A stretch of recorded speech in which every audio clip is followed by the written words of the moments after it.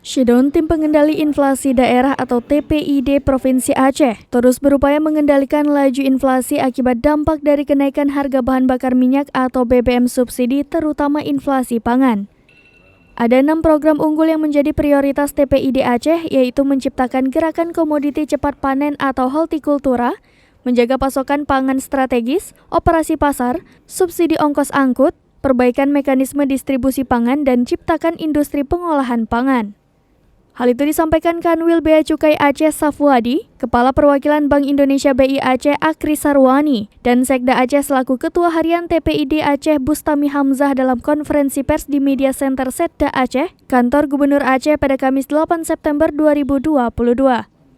Kepala Perwakilan Bank Indonesia Aceh Akri Sarwani mengaku bahwa kebijakan menaikkan harga BBM sangat berdampak kepada seluruh aktivitas perekonomian dan meningkatnya inflasi. Di sisi lain, ia juga menyebutkan bahwa inflasi ini dipengaruhi oleh persoalan global, diantaranya naiknya harga minyak dunia dan perang Rusia-Ukraina. Sementara Kepala Kanwil Bea Cukai Aceh Safwadi mengatakan, kenaikan harga Pertalite menjadi Rp10.000, solar menjadi Rp6.800 dan Pertamax menjadi Rp14.500 diperkirakan akan meningkatkan kemiskinan pada tahun ini menjadi 9,9% atau naik 0,6%.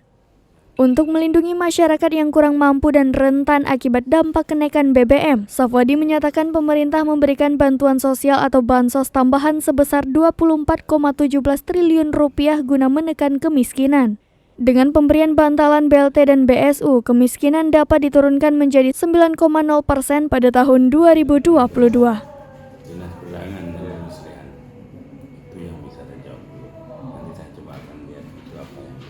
Ini kan juga proses APBN itu juga. Dari Banda Aceh, Mas Rizal, Serambi On TV. Baru dengar dari tadi. Itu Pak, saya minta maaf dulu ini. Satu lagi Pak, ini kan kita juga ada